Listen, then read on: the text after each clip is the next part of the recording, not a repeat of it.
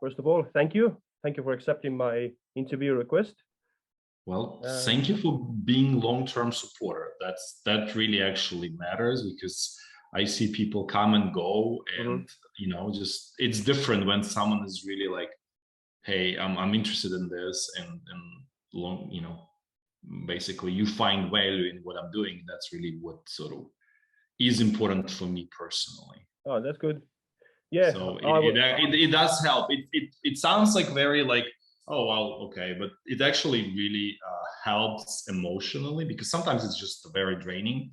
And so when, you know, when I see someone who is like, hey, you've been, I remember, like, because I remember like your name is like you've been since the beginning. So yeah, I'm so you started your YouTube channel a couple of days after the full-on invasion started.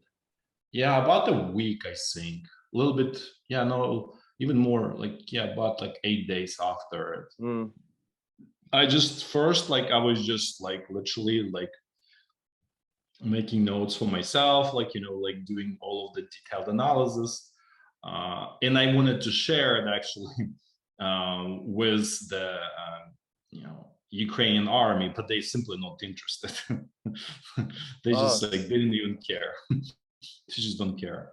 And I'm like, okay, fine. You know, I'll just do it publicly. And that's how it started. So did you share directly to Ukrainian army? Like, well, I was basically trying to share with them information analysis, but it's, as you know, you hear what I say. It's a Soviet army on both sides. They don't really, they deaf to anyone. They just kind of live in their own world, where they frequently paint the picture for the rest, and you know, it's not pretty world. And you know, in hindsight, it actually was the right decision. It was the right decision to just go public and, you know, educate people, because there's a lot of let's put this way, unnecessary deaths in Ukraine.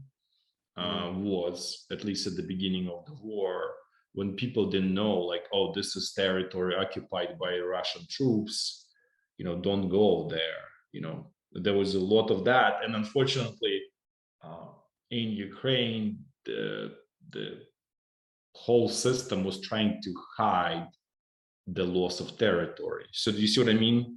Wow. So it was kind of like setting up people for failure and potential deaths, because they didn't know, okay, this is, you know, dangerous area or not dangerous area. You see what I mean?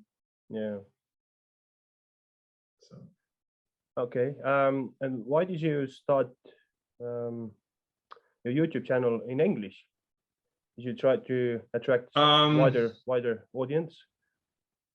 Yeah, wider audience, I guess, because, you know, I saw there's a lot of stuff in Ukrainian language, and I didn't feel like I want to compete with that. I would probably got lost completely in those voices, and I'm looking for quality of audience. Let's put it this way. Yeah. So I realized that, like, what I'm doing is not for majority of population. They probably would not be interested in this. You need to be somewhat analytically inclined, and just so there's very few of those people in Ukraine in the first place.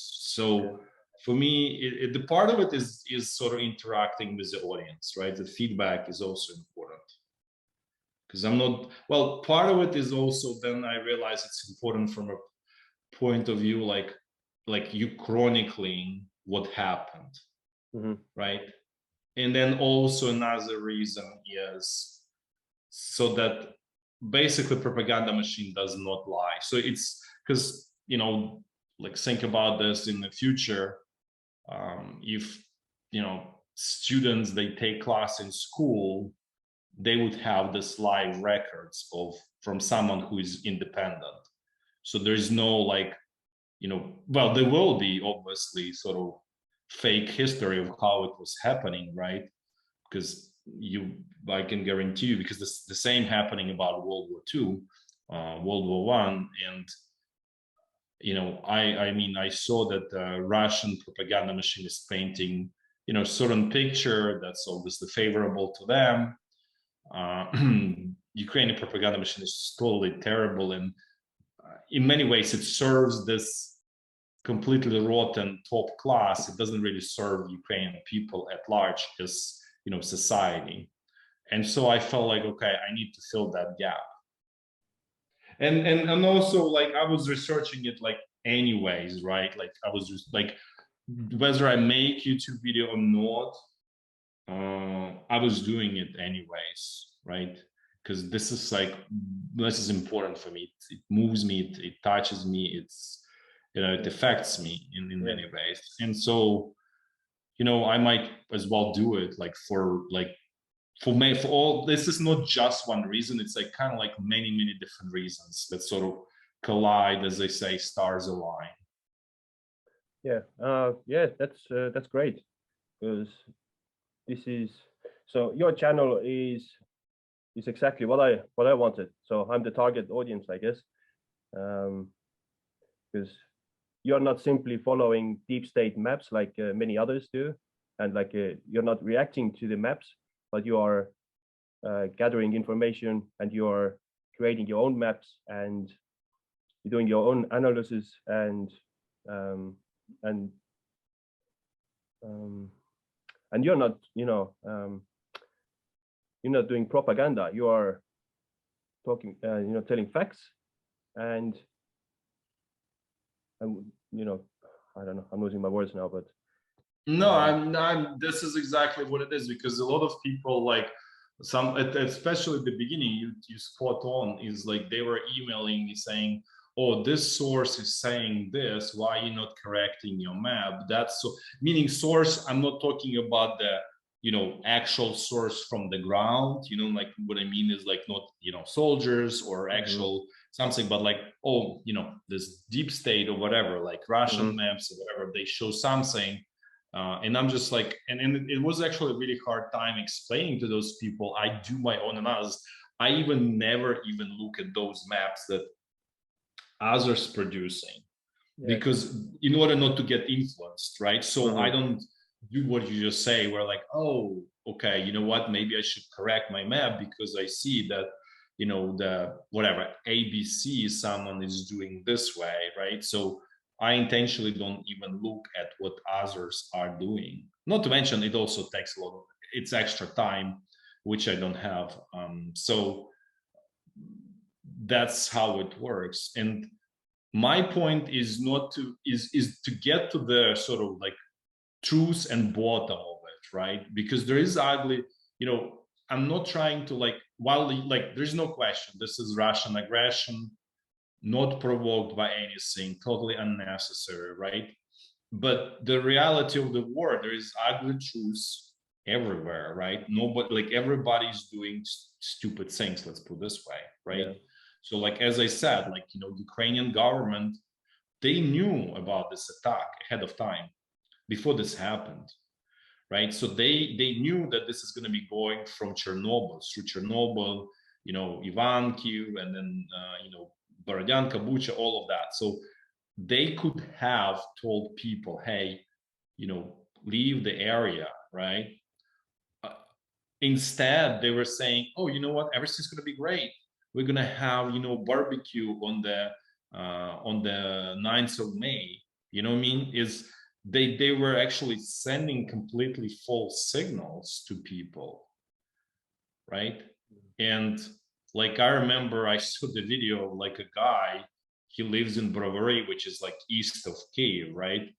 So on TV, this Arestovich is saying everything is great, don't worry, we're fending off Russians. And he's seeing, like, here's TV, and he taking video of him in his room and in his house. And it was the like, outskirts of Brovary, like some village there. And he's like, showing this, like literally recording this, this Arestovich talking his BS.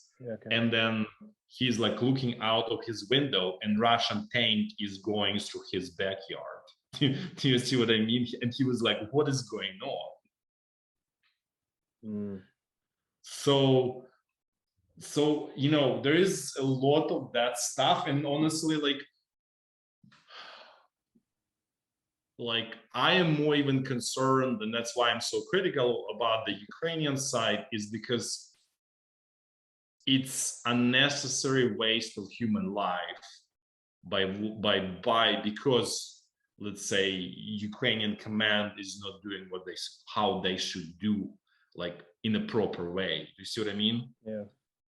And there is unnecessary waste of life on the Russian side as well. So anyways, I don't know if it's like too much of an answer. No, it's perfect. Just perfect. Stop me whenever, like, because sometimes I may just go way too far and try to go very deep, and then just stop me and just kind of say, okay, got it, and let's just move on, because you know, whatever, we don't have time. Well, that's why I wanted to do this interview, so I can get deeper and get more of that. Air superiority. Why haven't Russia established air superiority in Ukraine? Is it simply for Russian capabilities? Is it too hard, or did they mess it up? By superiority, what can you be more specific? Because it's super, like, you know, it's too wide of a definition. Russian jets are staying behind the lines for the most part, and not at the beginning. They were more aggressive at the beginning.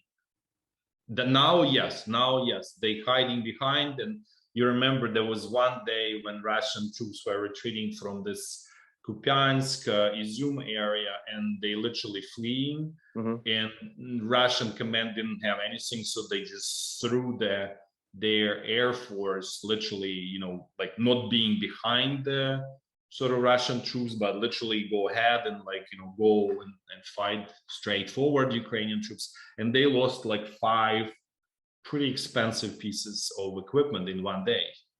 I have never seen that in one day on the front line so far.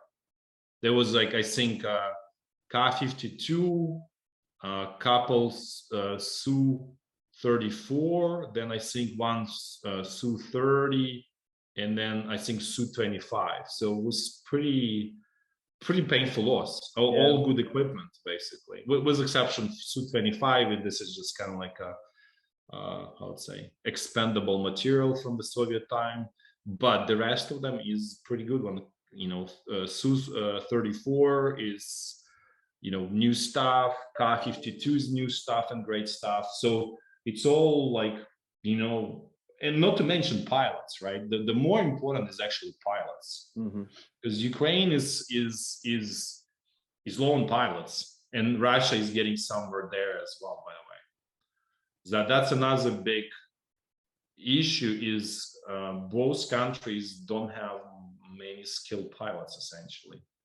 Maybe Russia can reuse from the like civilian aviation, but it's still not the same. I mean, it's totally not the same. So, you know what I mean?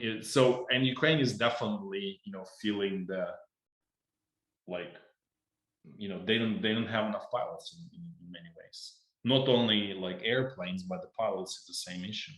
Yeah, because you can see, like, even 50-year-old people flying, which is not usual for their military sort of airplanes, right? You need to be fairly young, because the how you call it in English, the demands on the body are extremely high, basically, and you know, you need to be very healthy. But Ukraine is pretty desperate in that way as well. But if Russian Air Force is not providing like close air support, is that what it's called? Then what? They essentially don't provide any kind of support at this point. Because, you know, look at this, like they shoot this, they only provide psychological support. That's the only that's really left there.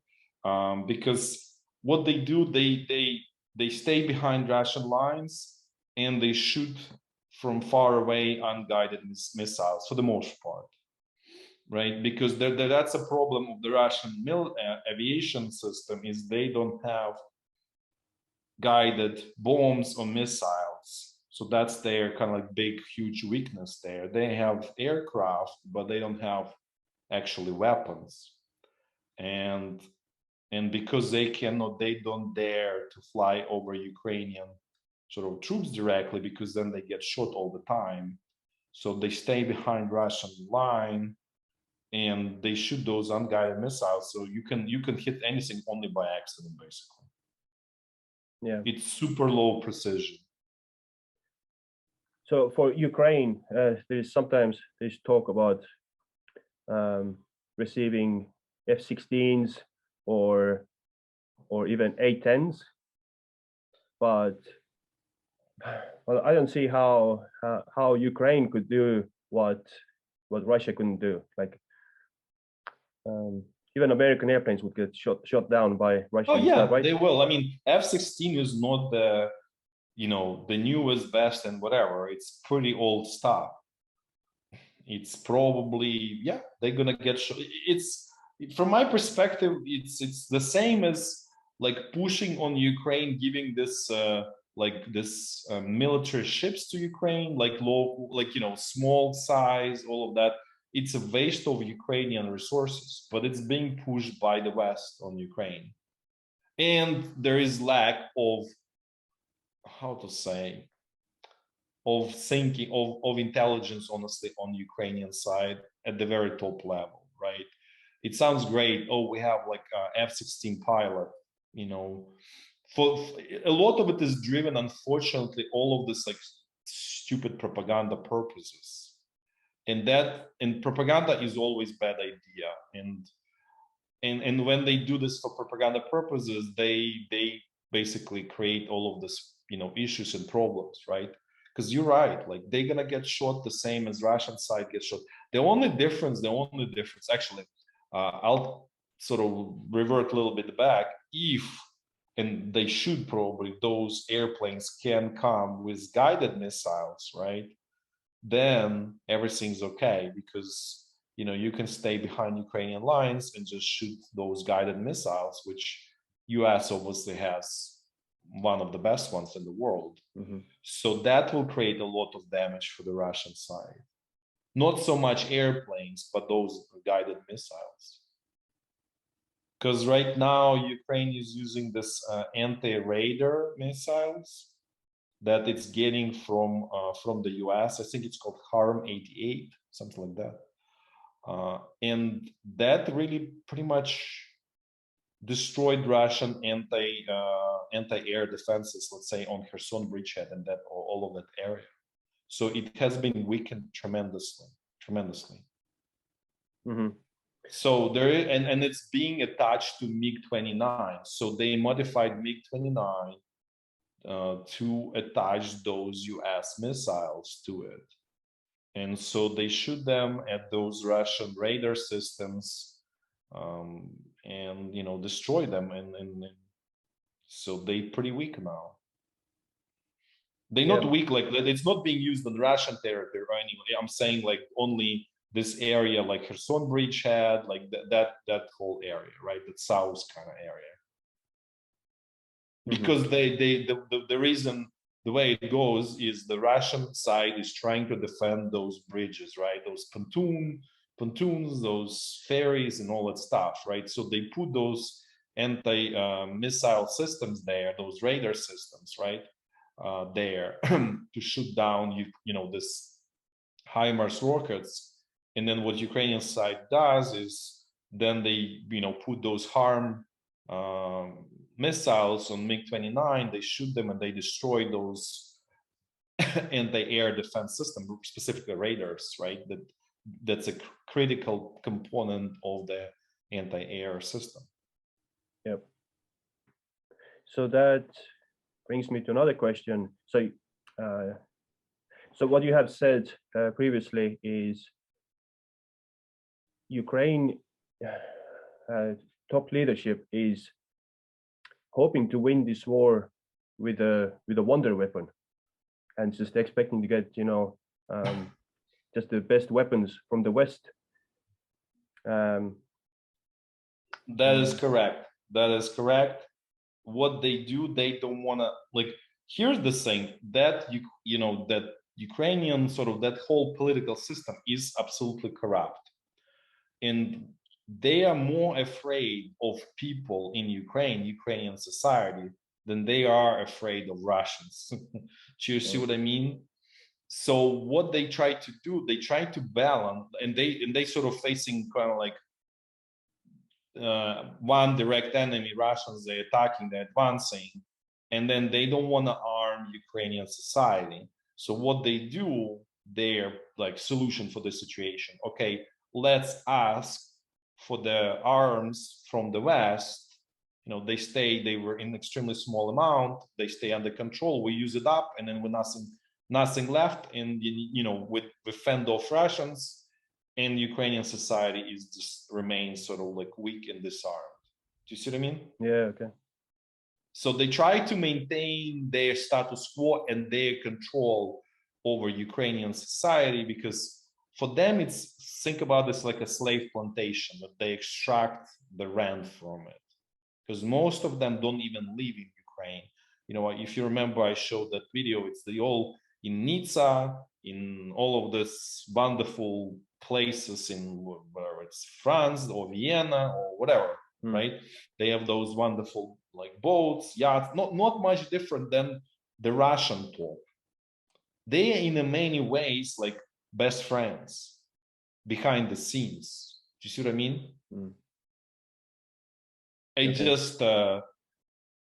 just in some, like, I didn't even mention this, but there is this like Russian oligarch. Well, he's basically Putin's purse, Abramovich in Russia. It's probably like, it's kind of like widely known there. So what happened is there is left or right, well, not right, definitely hand, but one of the close sort of, how to say, person to Ukrainian president. His name is David Rahamia. So what he did, he was actually went and lobbied in the UK, in the US, so that US and UK don't put sanctions on Abramovich. Do you see what I mean? So behind the scenes, it's not like publicly disclosed inside of Ukrainian society. It's just kind of like, you know, it's basically like sort of more majority doesn't even know that. It's not shown anywhere on TV or anything, because TV is controlled by all of these people, right? So it's kind of like a big brainwashing machine for people in Ukraine. Yeah. Sorry, I lost. I remember what I was even answering this. Yeah, it's all good. So everybody knows there's corruption in Ukraine, and it's no secret to anyone. But when you do like point out some specific, you know, examples of corruption in your videos, people go a bit ballistic in the comment section and blame you for being pro-Ukrainian or being FBI agent. Wait, why would they blame me to be? Well, I am pro-Ukrainian. I'm not like pro-Russian. I'm not. Sorry, I misspoke. I meant to say,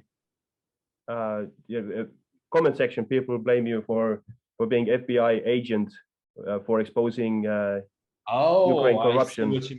But I did expose a little bit. I attacked West. I was pretty clear yesterday, and I didn't want to go even more clear, showing how West has essentially created and sustained and is feeding this corrupt system in Ukraine.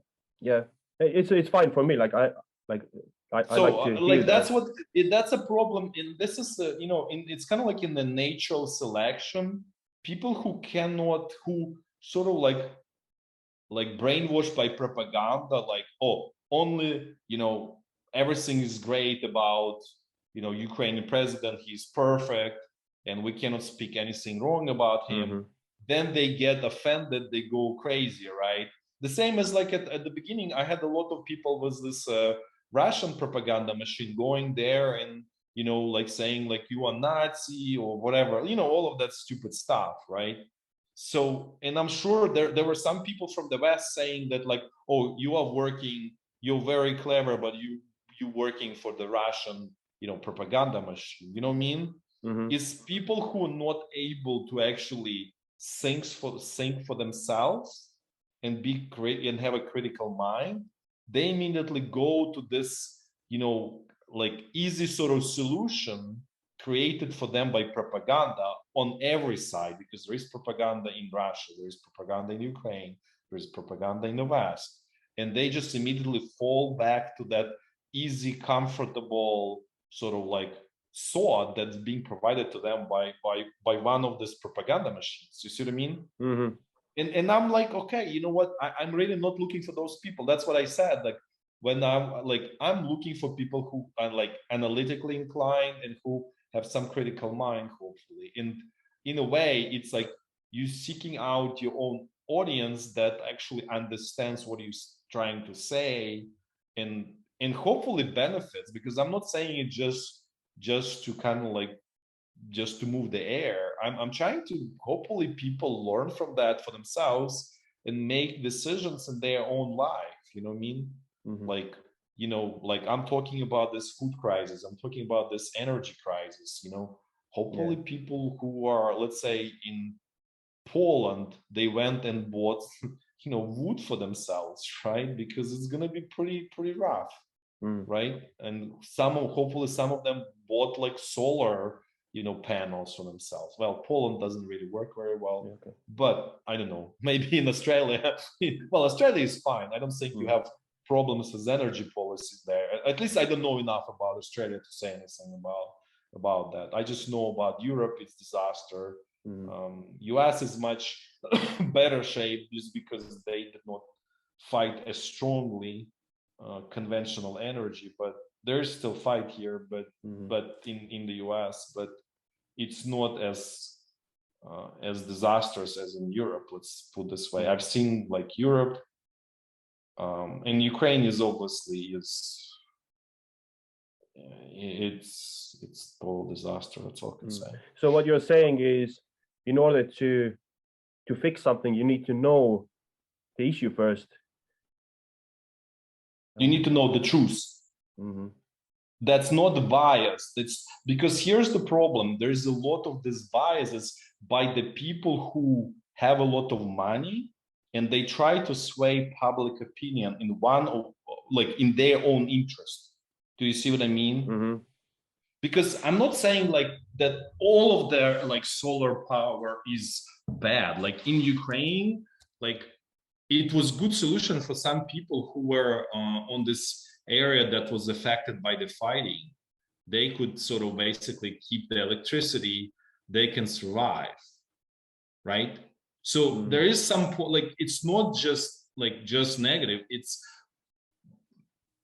in other words, there is no like clear black and white.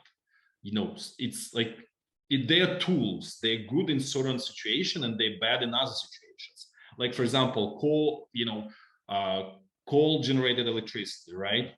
If it's not that those exhaust fumes are not cleaned up, you're creating a lot of radiation and a lot of like cancer problems in the area. Do you see what I mean? So okay, yeah, I agree, there is a problem there, right? So you're actually creating more. The irony of this is you're creating more radiation than you're creating by actually having nuclear power plant, by the way.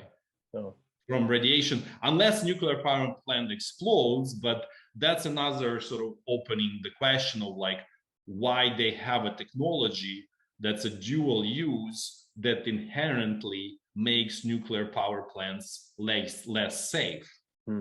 Because you see everywhere, I cannot say everywhere, but let's say Soviet Union, US, all of those countries that used to, during Cold War, all of those nuclear power plants, they were designed to actually produce military grade plutonium for the nuclear bombs, right? At the same time. So it's kind of like you have two processes at the same time. And because of that, nuclear power plant becomes inherently less secure, and there are more opportunities for something going wrong. And so probably one of the reasons we had Chernobyl was some kind of test or whatever, military wise, something went wrong there. Basically, nobody at this point knows and probably never find out. So, but that could be avoided if you design it strictly for peaceful purposes, right? Mm-hmm. And that's much safer energy. At the same time, you cannot just have everything. And I never made that video. I will do it about the sort of like power generation system, because what you cannot, what in a simple way, it has to be ecosystem where there are many different players, and that's what makes it strong, resilient, and good. And what happened, especially in Europe, they killed pretty much, they actually destroyed the ecosystem. All they kept was this solar, wind, and gas generated power. So they killed, first of all, nuclear, which was, I'm talking mostly about Germany, because that's where it's all coming. They drive a lot of this misguided policies in Europe, unfortunately. And so then, you have this very poor ecosystem, and, once the natural gas went off, you're done. You pretty much screwed. You really screwed. They in really bad situation. The Germany is, they basically, the way they lived is that whole thing is gone. They need to figure out how to live, like how to move forward. And they have terrible leadership that keeps pushing them into this hole and hell, and they don't understand what to do. They don't want to, they don't like, it's it's in a way like and this is not to like insult Germans, but I really start to realize why they had Nazis, and they were like very relentless in like executing all of this wrong things, even in the face of like it's clearly not working, we're losing it, and they keep going with it. The same kind of like this stubborn approach is going on with this energy. They're not willing to admit that they made the mistake of the huge magnitude and change, and that's their problem. And that's the same, that it's in a way like 1945, they just like hoping for this wonder weapon that will save them, and it's not gonna come. Natural gas is not gonna come, because they go around the world, and most countries in the world showing the middle finger, okay, to Germans. And with exception, US is a little bit helping, but it's not enough. It's basically help to the of the level that like, okay, you're not gonna die, but you're not gonna be sort of successful with that level of help. Mm-hmm. So the next question, so it's about, so earlier in the war it seemed almost hopeless for Ukraine, as Ukraine was slowly but surely beaten back by Russia. The fuel depots were blown up. There was shortage of fuel. The railway infrastructure was hit pretty bad, and it seemed like there's no hope for Ukraine. So what has changed? Why is Ukraine able to mount offensives now? Why Ukraine cannot mount offensives now? No, why have they, how they have recovered from? Oh, how did they recover from all of that? I think it was just initial shock, and to some extent it was realization in Ukraine that like, okay, we are more than what we thought what we are. You know what I mean? It's like you got hit first, you didn't fall apart. And it was surprised, I'll be honest, for me as well. I honestly didn't think that this is going to play out this way. Because I initially thought that Ukraine unfortunately is going to be like steamed over by the Russian. Mm-hmm. But enough people were putting up resistance. That's all I can say. There's a lot of people who we don't even know about them. They went and they tried to do something with whatever they had, and a lot of them got killed. But it was enough to, how to say, think about this. You have a sharp knife, right? This is Russian forces.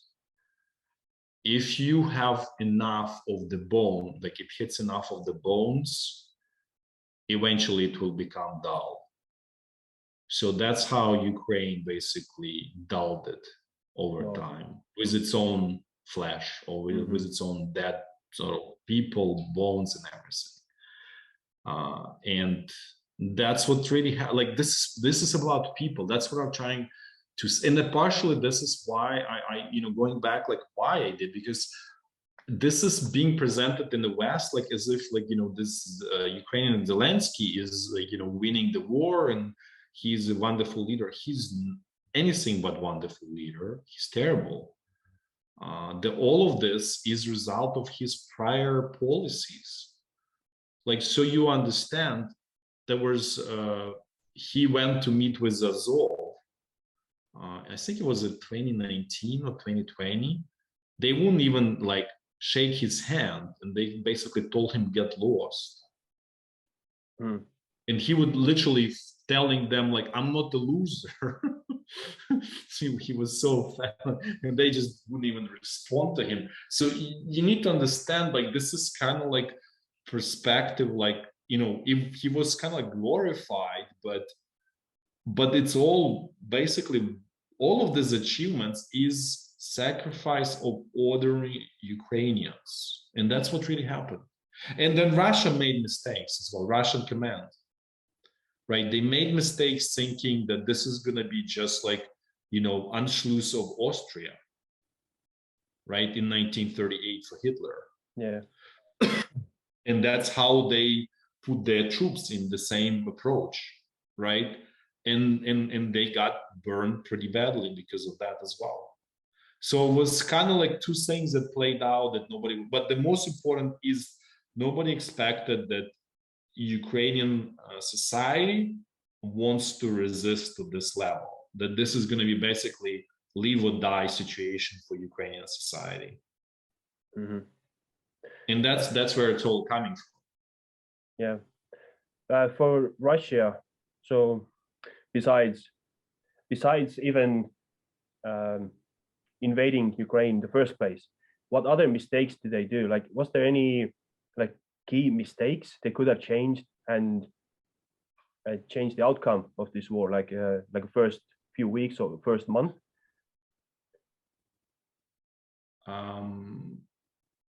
Yeah, I think if they were clever and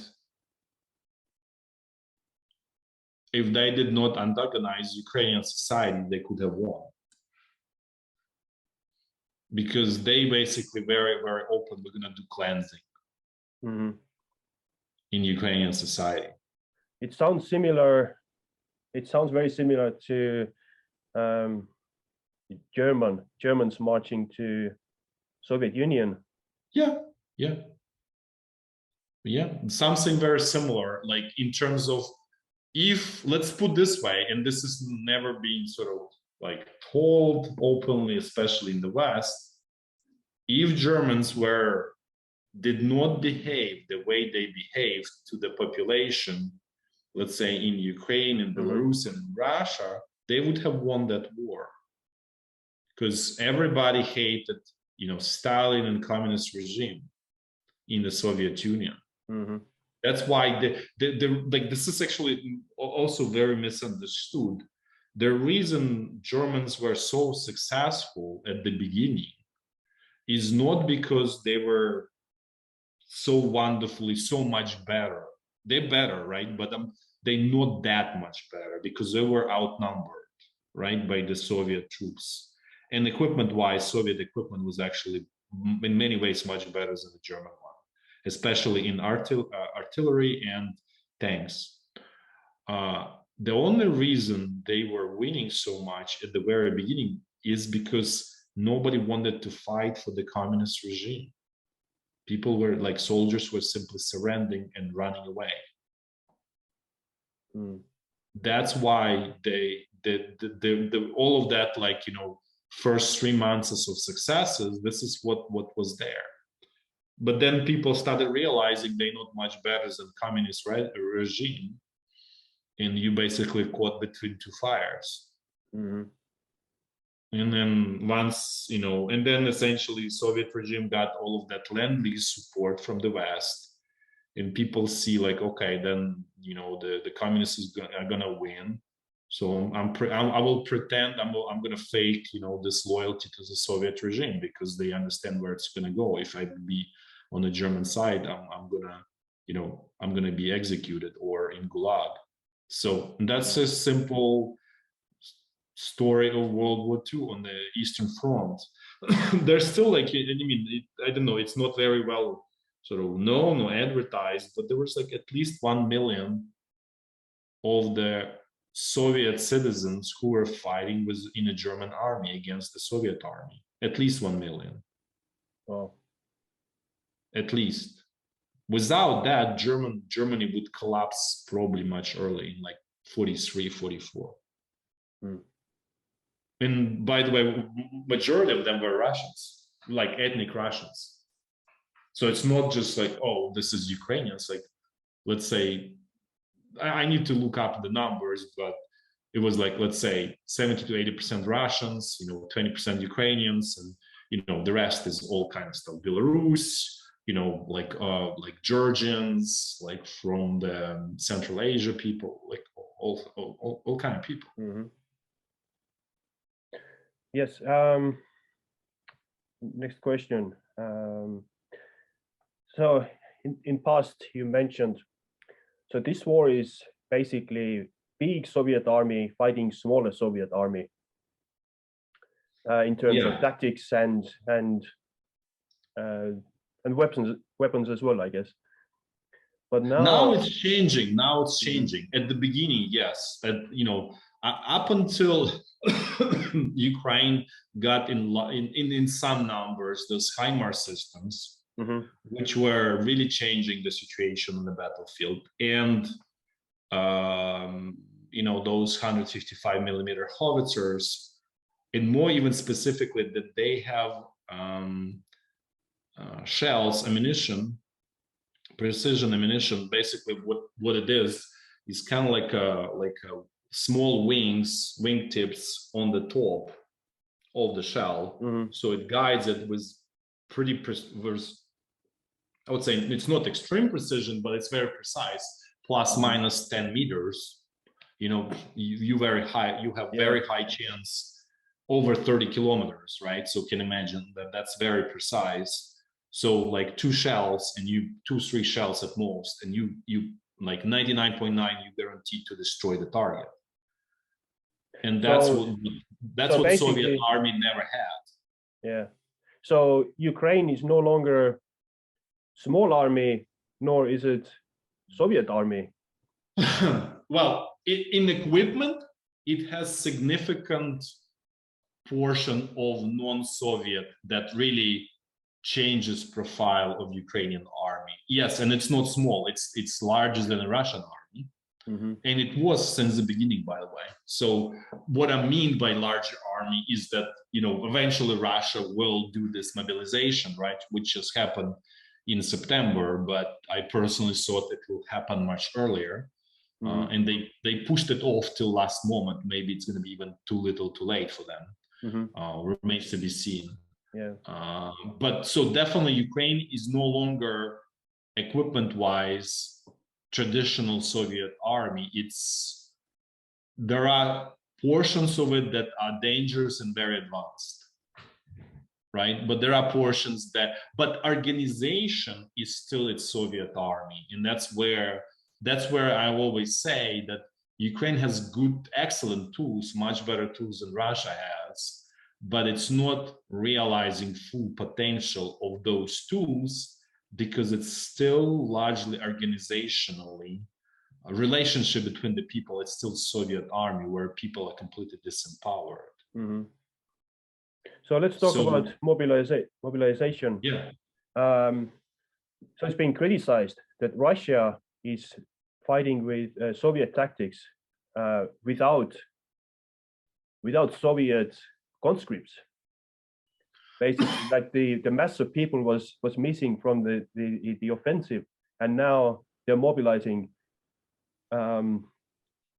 Is that the last piece of the puzzle to make the Soviet army work, or is it too late? This is something that I'm myself debating every day, right? Is it too little too late, or is it still gonna save the day for Russia?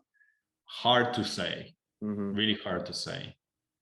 I'm leaning towards it's too late, but I wouldn't say like, oh, I know for sure it's too late. No, I'm like, let's say 60% it's too late, 40% it's still gonna be okay. Do you see what I mean? Yeah. Like I'm willing to say I don't have strong conviction one way or another. But it's definitely not ideal. They missed a lot of time. I actually saw that they're gonna do it sometime in April, May. When they retreated from the Kiev area, which was very obvious because they didn't have enough troops, right? So the answer is right there to you. You don't have enough infantry. This is what you need. So you really need to, call up more people. But at the same time, the problem with Russia right now, and Ukraine is kind of the same actually. That's why I'm saying they still largely this organizational and they still Soviet systems and Soviet armies, is that this mobilization system is broken in Russia and in Ukraine. So if you remember, I don't think I mentioned this, how they catch people. They basically drafting group or soldiers or this whatever this, I don't even know how you call it in English. They select some, let's say they found some manufacturing facility near Moscow. They go, they surround it, close everything so you cannot leave. They go inside and forcefully give you this drafting notice. Like it's like trying to catch slaves or something like that. You know what I mean? Yeah, it's not a good sign. That's really what. It's not a good sign for Russian. No, it's not a good sign. Yeah. To extent there is that in Ukraine, but not as bad. Like there were like videos of like Ukrainian like this drafting people. They try to go to the beach in Odessa and people run away from them. So there is that as well. But at the same time, there's enough people in Ukraine who want to fight, who have skin in the game. Yeah. Like on the order level. There's definitely in Ukraine, not everybody's like saying like, hey, I'm gonna fight till death. And there is a lot of people who let's say went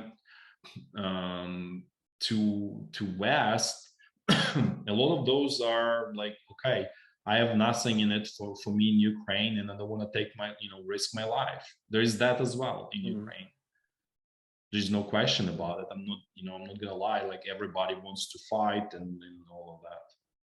And the other problem with this whole mobilization, that I would say at least 80% of them, all they do is marching, or just literally being abandoned in the field and like, here, figure out. So they don't get training. You see what I mean? And that demoralizes them in the first place. So because they feel like nobody cares. Like literally in some cases, Russian like commanders who were like, he was assigned to command these people. He was literally straight telling them like, you cannot further. How would you feel if you were there were even fights basically. They beat up this colonel and lieutenant colonel that told them that. Yeah, so like the system is dysfunctional there. It doesn't work. So let's talk about training. So I don't have any military training or experience. So I'm trying to understand what is it like, how long does it take to train a conscript properly? Like, is it comparable to other trades? Like to train plumber, it takes 4 years. Plus, no, it takes years of experience to be a good plumber. How about soldiers? How long does it take? It's not. Well, first of all, I disagree. It takes 4 years. It's part of it is all of this training is horrific in quality, right? For plumbers, for soldiers, for most of the, like, we don't need, like, let's say 5 years at the university to actually learn, specific skill and do it effectively and quickly and everything. many things, I personally gained on my own by studying and doing it in like 6 months, 3 months, 9 months, less than a year. Right? So a big part of it is actually poor training materials, poor structure of the training, of what needs to be taught to people. Traditional approach is 3 to 6 months. When you have time, it's 6 months. During time of the war, it's usually reduced to 3 months. In reality, you can get quite a bit of achieved in 1 month if you train these people properly. If you really not like, they don't spend time marching, they don't spend time doing anything stupid, but you actually teach them right things, how to survive. It's really just a month. Okay. But that's not being done anywhere. It's not done in Russia. It's not done in Ukraine. Is it improving? And it's not done in the West, by the way. I see what they teach them in the UK, completely irrelevant stuff for the war. They teach them as if they're gonna go and fight, like this so-called terrorist in one terrorist in Afghanistan, basically. See what I mean? It's completely wrong kind of training. They themselves, the part of the problem in the West, they themselves don't know, because that knowledge base has been lost. Because with the collapse of the Soviet Union, the decision was like, okay, there will never be any true real wars. Yeah. So all of those people were like, either retired, fired, whatever, you know what I mean? And so you don't have knowledge base anywhere, essentially. So it's like you're reassembling this whole knowledge base from the past, from what you remember from World War I, World War II, and then your own creativity. Actually, old Soviet books had quite a bit of knowledge of that, but that's even kind of lost even in this on the Soviet territory, because it was like the army was kind of like the worst thing to be. Nobody wanted to be in the army, in on the territory of the Soviet Union. It was for the dumbest people. You have some problem if you go to the army. Do you see what I mean? So you are tracked in the first place, and it's been for at least 30 years, since 91. I'll say since about 89, 90, right? In everywhere, like Russia, Ukraine, Belarus, whatever, all of those countries, it was the same story. Don't go there. Nobody in their right mind would go there unless you're not capable of anything else in life. And so basically, army is attracting less capable people. Yeah, I mean, US, look at that. US is terrible as well in the army-wise. They cannot get enough people. They did not even, let's say they needed 100 people, right, to recruit. They recruit 75. There's actually, that's not widely sort of discussed in the West, but I know that about the US Army, there's a problem there. They reduce standards, your intelligence skills are pretty much at the extremely basic level. And what this war is actually showing, though, you really need strong IQ. Soldiers will, people, whatever you call it, soldiers, whatever, fighters with very strong IQ. So this is actually completely opposite of even what, US Army is doing. Right? So, and the part of the reason why, let's say, Ukrainian army was sort of able to stand the ground, because it attracted very quickly those people with higher intelligence level, because they're defending their own home country. So in other words, they were not in the army on February 23, 2022, but they joined essentially all of this militia, right, is thanks to these people. And so they brought in necessary IQ level to the army. But then there is a problem of all of the Soviet generals, right, that they still rule everything in a Soviet style. So you have this kind of like a split where at the bottom there is quite a bit of capable people and they do right things on the ground, but once you get slightly above, like above the company level, then it becomes the Soviet stupid army that messes everything up. So this is what's happening in Ukraine case. In Russian case, that doesn't really happen that much, with the exception of this Wagner mercenaries, where they attract people who love to fight. That's just their calling in life, and they paid very well. So that you again attract, you know, very capable people there. Okay, let's talk about sanctions. Do you know from history any examples when sanctions work, basically? Have sanctions ever helped to achieve the desired goals? I don't think sanctions is kind of like a saying that was actually really practiced in the past, really. That, like, if you go like 80 years ago or whatever, this is really kind of thing of past, like, what, I mean, all over years? In other countries as well, like Iran. You probably refer to Iran. Yeah, and North Korea been sanctioned since forever. But those sanctions are not as harsh, to be fair.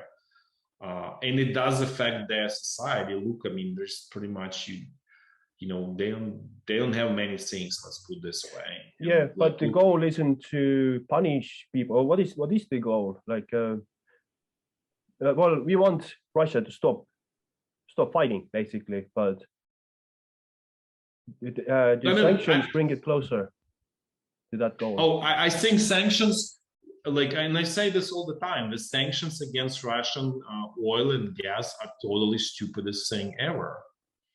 But like, look, it's not stupid. It's actually, I'll, you know, because I don't want to like angry and even more people, but it's actually done for a reason in the West. And the reason is, initial thought was, okay, under this war, under this whole thing, we're going to completely kill oil and gas industry. So everything is going to be just, you know, the solar, wind, and all that so-called renewables, which they're not really renewables. Basically, that allows us to switch under this whole, you know, war is kind of like big cover. You know, like there's a saying in the West, let's not let a good crisis go to waste. That was a typical in US expression. So that's what, you know, was initial sort of reaction in the West, until like they realized like they have a lot of problems, that simply their society stops to function, especially in Europe. Well, the way I see it, like entire Earth, there is a supply of oil and this demand of oil, which is for the most part like pretty balanced. And by banning Russian oil in Europe, basically it's routing Russian oil to somewhere else. Yeah. And that's some other oil goes to Europe, right? Yeah, it's so you're just moving chairs around. You know, you're not really changing anything in this equation. You're just moving chairs around and making everything more expensive, because, you know, you're adding another layer of you know, transportation, you know, because Russian oil, otherwise the shortest route is to go to Europe, right? Yeah. Now it needs to go to, let's say, China or whatever, India, which is, they never been sort of traditional buyers of the Russian crude, because there is Saudi Arabia and all that stuff right there. So you don't need Russian oil there. And would it make sense if Europe realized straight away, like, okay, it's not possible to cut off Russian oil, basically, or it's not worth it? But they don't realize that's the whole problem. The whole problem that, like, sometimes I think it's like that's what I said, that like they stubbornly continue crazy policies, like just craziness in Germany specifically. That's what I said. That reminds me, this stubborn, like futile resistance that doesn't lead, only leads to human losses. And that's what they do right now. Like they just repeat the same approach. But I was thinking, like, I know it's utopia, like wouldn't happen, but if Europe add tax, like a heavy tax, 10-20% on Russian energy, and the extra tax would go directly to supporting Ukraine. So energy price would have gone up, like regardless, but you know, with the extra benefit. But yeah, they I know don't it's even utopia. need to do. They seized at least like 350 billions of Russian assets between US and Europe. You know, that's more than like to cover, you know, that's more than enough to cover what Ukraine needs right now and in the future for reconstruction of Ukraine, right? So, but that's not being, it's just seized and it stays there. It's not moving anywhere. So what I'm saying, there's not even need to create, to sell. It's like almost sadistic, right? By increasing price of crude to yourself, it doesn't do you any good. Do you see what I mean? You're hurting yourself, you're not hurting Russia. Russia still got a lot of more money. So like, just example, like the profit of Gazprom was for, I think, like first 6 or 9 months, I don't remember, or 8 months, was for this year, right? It was more than combined profit for 2021 and 2020. Wow. So that's what they did. Like they don't need, you know, they don't care to sell cubic, you know, meters of gas. They can sell less, but they're gonna get more money because the price goes up. It's like monopoly, right? Like, you know, you have less supply, the price goes up astronomically, and you're happy. You don't need to produce as much. And Russia understands that. They're not stupid by any means. In Russia. So the only way sanctions could work and should work is technologically. That's where Russia is very weak, and that's where they will create a lot of problems for Russia. They started creating problems, but those sanctions are actually not terribly well enforced. So Russian, call it military and industry, the whole, like, you know, country is still being able to buy a lot of you know, those chips and electronics from like Malaysia, essentially, just by basically bypassing those sanctions. It's getting harder, you know, that slowly kind of like the thing tightens up, but at the same time, they were like, had no problem in February and March at all. That's where really it will hurt them, because then they cannot manufacture those rockets. The airplanes not gonna fly. There's a lot of things, like, you know, but all of the rockets. So all they would have is like, okay, you know, cannons, you know, AK, all primitive weapon, like, you know, relatively primitive weapon. You know what I mean? And without those, without that electronics, and even communication equipment would not work. So when army is, communication is extremely important, right? In Russia, does Russian president get the blame, like from general population, for the failures, or is he able to divert the responsibility to other people? I mean, I think largely Russian population supports Russian president. In other words, I would even say this differently. Russian president reflects Russian population. I see. At large. I'm not saying everybody, because there is, I think there was a number that at least 300,000 to almost 1 million of Russians fled during, like, you know, since the end of September, when there was announcement that you need, you know, about this whole mobilization thing, right?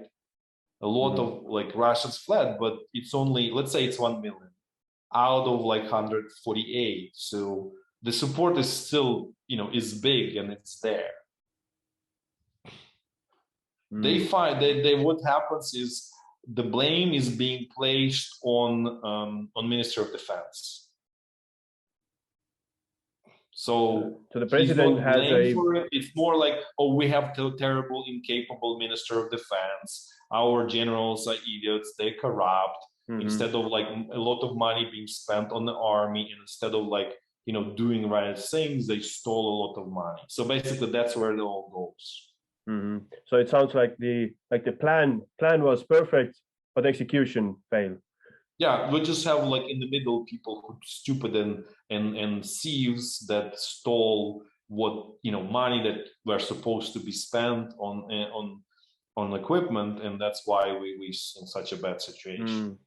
I see, assuming Russia will be defeated in this war, hopefully not too long. I see a danger of post World War I Germany, where the country isn't like fully defeated, like the general population don't really realize they were beat. Yeah, and that's dangerous. No, I'm like, well, everybody realized that in Ukraine. That's a problem, because in the same time, it's very difficult situation and with all of this. You're right about what you're saying, and that's what people realizing in Ukraine. And then even like Lech Walesa in Poland was saying like, okay, we need to basically split Russia into smaller pieces so it's not capable of basically mounting attack again in, let's say, 5 or 10 years. Because that's what the fear is. Let's say they lose right now, but there's a lot of resentment in Russia, right? Well, it's just going to only take some time before they elect someone else who is more capable.